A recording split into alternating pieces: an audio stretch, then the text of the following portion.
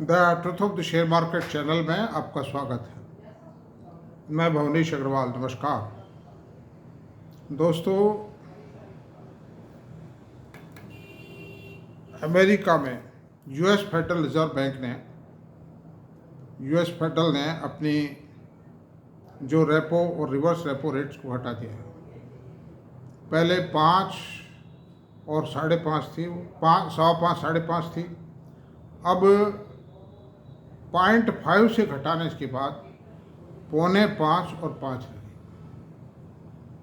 तो ये एक बहुत खुशी की बात है कि अमेरिका में जो डिप्रेशन आने की संभावनाएं थी और जो अनएम्प्लॉयमेंट फैल रहा था, now it will start to come in the reverse gear. ये रिवर्स गियर में आना शुरू हो जाएगा। जो वहाँ का BFSI सेक्टर था, banking, finance and insurance sector, वो दबाव में था।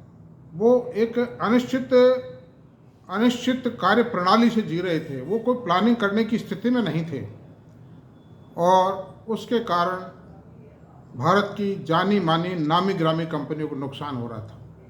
उनका बिजनेस होल्ड पर था। उनको ऑर्डर्स मिल रहे थे, भारी भरकम ऑर्डर्स मिल रहे थे, लाइफ टाइम हाई ऑर्डर्स मिल रहे थे, लेकिन उन ऑर्डर्स को होल्ड पे टिका रखा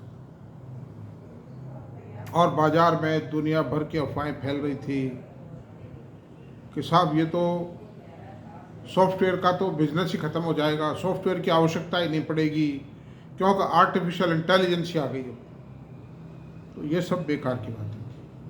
वो बातें मुझे तो मालूम थी। बातें मैंने कम से कम यूएस में जो रह रहे हैं, यूरोप में जो रह रहे हैं और जो इंडिया में हैं, कम से कम 100 नए और पुराने सब तरह के सॉफ्टवेयर इंजीनियरों से बात की थी।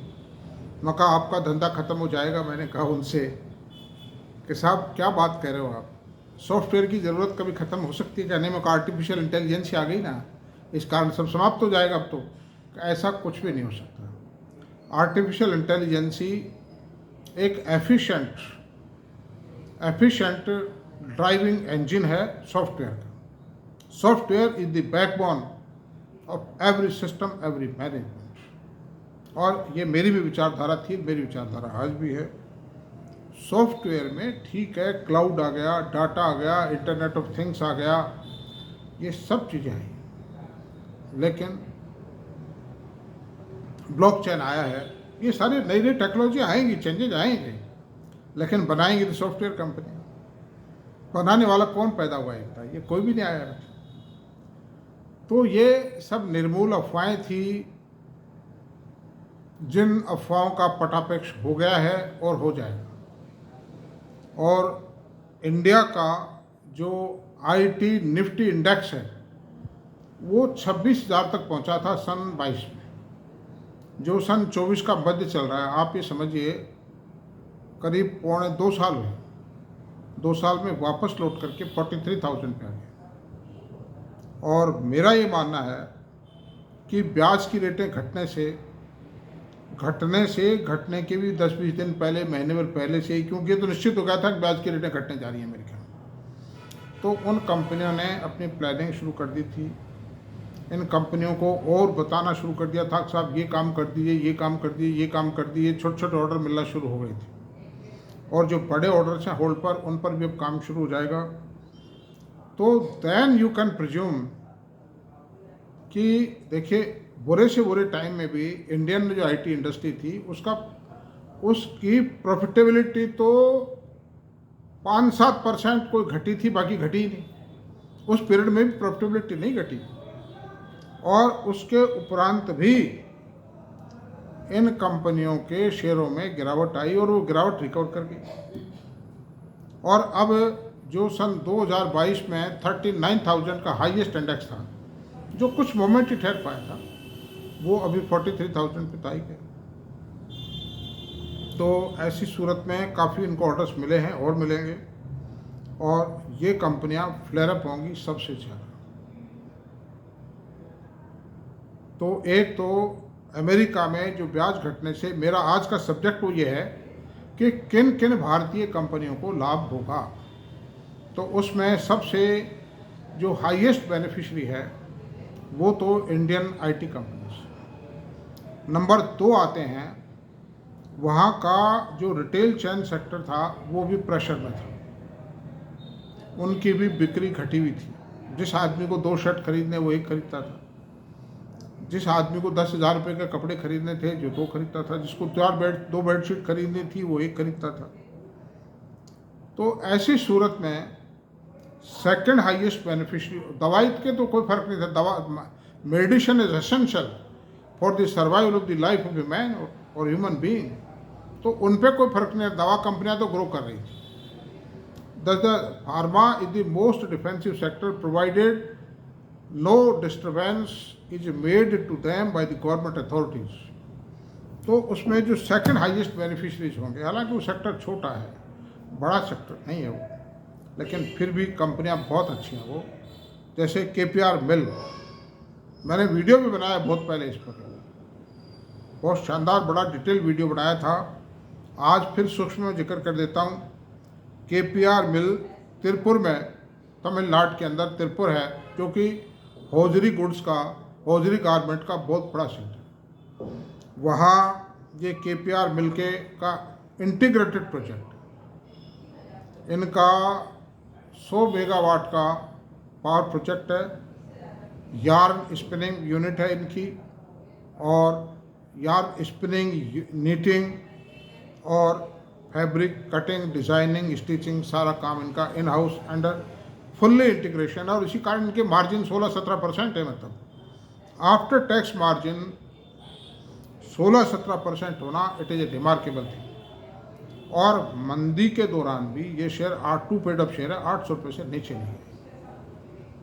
तो ऐसी सूरत में पर्ल ग्लोबल एक दूसरी कंपनी है, वर्धमान टेक्सटाइल, और एक गोकुलदास एक्सपोर्ट, ये 4-5 जो कंपनियां हैं, ये गारमेंट की बहुत बड़ी कंपनियां हैं जो US को एक्सपोर्ट करती हैं, और कंट्रीज़ को भी करती हैं, गल्फ को भी करती हैं, यूरोप को भी करती हैं, लेकिन मेजर एक्सपोर्ट अमेरिका में। ये लेडी, जेंट्स, किड्स सब के गारमेंट बनाते हैं। अब अपन चलते हैं दूसरा, इसी का सब सेक्टर है गारमेंट का ही समझिए आप, कपड़े का, टेक्सटाइल का, बेडशीट और टॉवल। ट्राइडेंट जो है, जो पंजाब के लुधियाना के गुप्ताज हैं, उनकी प्लांट है मध्य प्रदेश में, जो ये पंचमढ़ी में, ये जो शिवराज सिंह का गांव है, कि शिवराज सिंह जी की कंस्टिट्यूंसी मानो मध्य प्रदेश में, पंचमढ़ी के रास्ते में पड़ता है, मैं देख के आया हूँ, वहाँ ट्राइडेंट प्लांट है, 5,000 करोड़ का प्लांट है वो। उस प्लांट, उसका रेट है 40 रुपये से, 1 paid up share, 1 face value का शेयर है। उसका एक्सपोर्ट बढ़ नहीं पा रहा था, but now they will get that the largest plant of the world है for towel and bedsheet manufacturing. और एक गुजरात में गोयनका जी की भी कंपनी है, उसका नाम लाइफ स्टाइल या कुछ ऐसा है, वो बहुत बड़ी कंपनी है।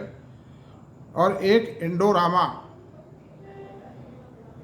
एक ये तीसरी कंपनी और है, वो इन दोनों की तुलना में छोटी है, सबसे बड़ा है ट्राइडेंट। तो इन शेयरों में भी चमक संभावित है। मेरी कोई रिकमेंडेशन नहीं किसी भी क्षेत्र में, मैं जो कुछ बता रहा हूँ ट्रेनिंग एंड एजुकेशन के पॉइंट ऑफ व्यू से बता रहा हूँ, मैं एनालिसिस कर रहा हूँ। तो अंडर दीज सर्कमस्टेंसेज ये शेयर भी फ्लेयर अप हो सकते हैं। ट्राइडेंट में तो बहुत बड़ा इन्वेस्टमेंट, मैडम जो खन्ना है, क्या नाम उनका पूरा नाम मैं भूल गया, मैडम खन्ना जो हैं उनका है, और भी कई 5 स्टार इन्वेस्टर हैं ट्राइडेंट में, बहुत अच्छा, वेरी लार्ज एट प्लांट और मोस्ट मॉडर्न प्लांट है। Even a single drop of effluent water does not come out of the plant. Narmada नदी के किनारे है, पानी की कोई कमी नहीं है, इसलिए सब कुछ अच्छा है KPR का, इसका ट्राइडेंट का प्लांट। तो दोस्तों अब ऐसा है कि IT सेक्टर में भी मैं आपको बता देता हूँ, TCS, HCL Techno, Infosys, Tech Mahindra और आपके LTI माइंडट्री, L&T टेक्नोलॉजी, ये जो 5 कंपनीज हैं, 5-6 कंपनीज हो गई, ये बहुत शानदार है। कोई भी आपको कहे कि साहब मिड कैप खरीदो, मिड कैप चल चुके हैं, मिड कैप बहुत महंगे हैं, उनका P रेशो बहुत हाई है, और उनको इतने बल्क ऑर्डर नहीं मिले हुए, इनको बहुत ज़्यादा ऑर्डर्स मिले। जब उन ऑर्डर्स का काम फुल फ्लैश शुरू हो जाएगा तो मैन पावर नहीं मिलेगी, hardly the man power will remain available. तो ऐसी सूरत में इन शेयरों पे ध्यान दीजिए, फाइनेंशियल एडवाइजर से राय लीजिए कि साहब इनमें क्या किया जाए, हमने कुछ सुना है इसके बारे में, और अकॉर्डिंगली आप एक्शन कीजिए। मतलब मेरी तो रिकमेंडेशन है नहीं, मैं तो खाली पढ़ाने का काम है। I am a teacher, I am teaching like a teacher और a lecturer in the classroom of a college. तो दिस इज द पोजीशन दोस्तों। और जो सेक्टर हैं, बस ये मेनली 2 ही सेक्टर हैं जिनको सबसे बड़ा बेनिफिट होगा। और भी कई एक्सपोर्टर हो सकते हैं, लेकिन उनकी कोई शेयर मार्केट के अंदर कोई ज़्यादा कोई एग्जिस्टेंस नहीं है। अंडर दिस सर्कमस्टेंसेस बात ये थी आज। अब आप इसको भी थोड़ा ही रहने देते हैं, जो काम की बात थी वो आ गई है, और बाज़ार में घबराने की कोई आवश्यकता नहीं है मार्केट पर। लेकिन वही बात है कि सट्टेबाजी मत कीजिए, इंट्राडे मत कीजिए, ट्रेडिंग मत कीजिए, एफ&ओ मत कीजिए। जल्दी पैसा कमाने की मत सोचिए, जितना धीरे कमाओगे। और हर जो भी आप एक्शन करें टेक्नो फंडा एनालिसिस के बाद में करें। आपको नॉलेज नहीं है, आप किसी अपने फाइनेंशियल एडवाइजर से राय लेके करें। और ये जो ब्रोकर वगैरह हैं, इन पर आप फेथ करें न करें, आप देख लीजिए वो कैसा ब्रोकर है, कौन है, कहाँ से रिकमेंडेशन आई है। जो बड़ी जो ऑर्गेनाइज सेक्टर की ब्रोकरेज फर्म है ना, जैसे HDFC है, और आपके HDFC है, ICICI है, और आपके कोटक महिंद्रा, इनकी साइट पर भी, इनकी जो सिक्योरिटी कंपनी है ना, उसकी साइट पर भी रिकमेंड करते हैं। लेकिन उसको भी एनालाइज करने की आवश्यकता है। ये नहीं आप वो 20 40 शेयर रिकमेंड कर रखें। अब उसमें से भी कौन सा शेयर इलेक्ट करना, इट डिपेंड अपॉन योर काबिलियत, आपकी काबिलियत पर डिपेंड करेगा, एंड और आपकी नॉलेज और अनुभव पर डिपेंड करेगा। तो दोस्तों आज इतना ही रहने देते हैं। मेरा वीडियो अगर आपको पसंद आया तो प्लीज़ इसको सब्सक्राइब करें, लाइक करें, शेयर करें, कमेंट करें। Thank you very much.